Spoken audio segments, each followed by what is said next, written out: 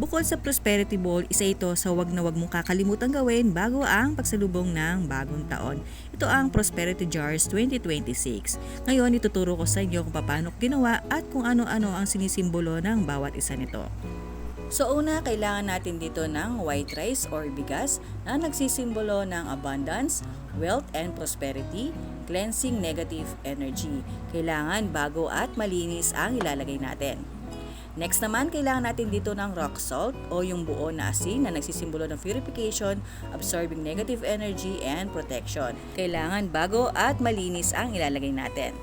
Sugar or asukal na nagsisimbolo ito ng attracting sweetness and happiness, good fortune, and abundance. Kailangan malinis at bagong bili ang gagamitin. Next naman, kailangan natin dito ng water or tubig na nagsisimbolo ng wealth, abundance, prosperity, and good life flow. Mas okay kung purified or mineral water ang ilalagay natin para mas malinis.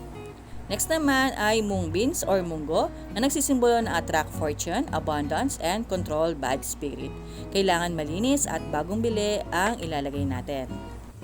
Next naman, laurel leaves or bay leaves. Ito ay nagsisimbolo ng bring good luck, protection, success, and manifestation. Kailangan bagong bili at buo ang ilalagay natin.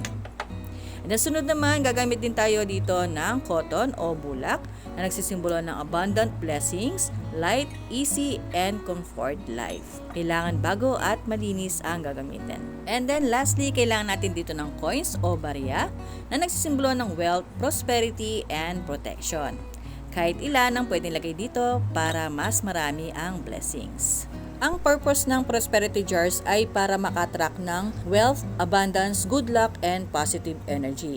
Ito rin makakatulong para makapag-focus tayo sa lahat ng ating minamanifest like financial goals, good health, protection, and success para sa buong taon. Pagsamasamahin lang ang mga ito sa isang tray and then ipwesto natin to sa kusina o kaya sa bungad ng ating pintuan. Paalala lang po, wag po natin iasa lahat sa swerte, kailangan din po natin ng sipag, tiyaga at pananampalataya sa may kapal para tuloy-tuloy ang blessings, protection at good health para sa ating sarili at sa buong pamilya. Again, this is Mommy Jocelyn. Maraming salamat po at ingat palagi. Merry Christmas and a Happy New Year. Bye!